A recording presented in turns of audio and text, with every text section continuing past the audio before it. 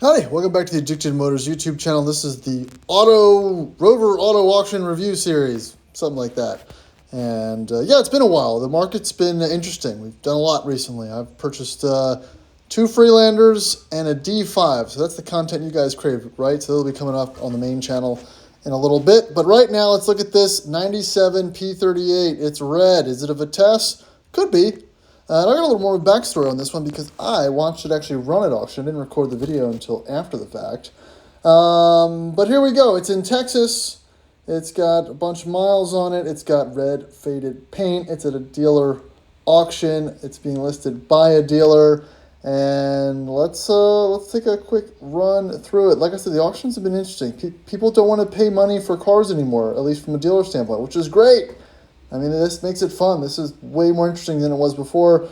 You know, this type of enthusiast-ish car pops up every once in a while. So when I see it, I want to talk about it because there's a lot of P38 guys out there. So, and again, I saw this run today. So it's got 8 owners. It's got faded paint. It's got all the dash lights on. You know, who knows what the actual status of the car is. You know, it's just enough to catch your attention.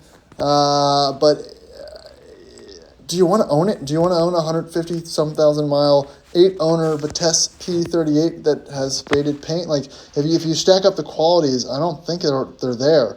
And that's the funny part, because it didn't sell because the owner wants $9,000 for it. That's the minimum offer that you can make now that it's on second chance. The minimum offer you can make for this thing is $9,000. Now, the front looks like it's either been repainted or it's single stage paint and they just, you know, hit it with a buff on the front.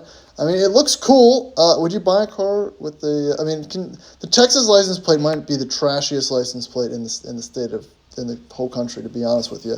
But again, it's a cool truck.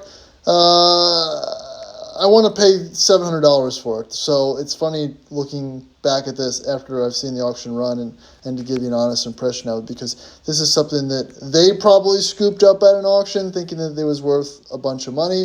And, you know, let's say I scooped it up for like $1,000 and I sold it for like $5,500. I wouldn't really feel bad about that. Somebody would want that. But a starting bid at $9,000, I mean, the interior's fine. The phone's missing.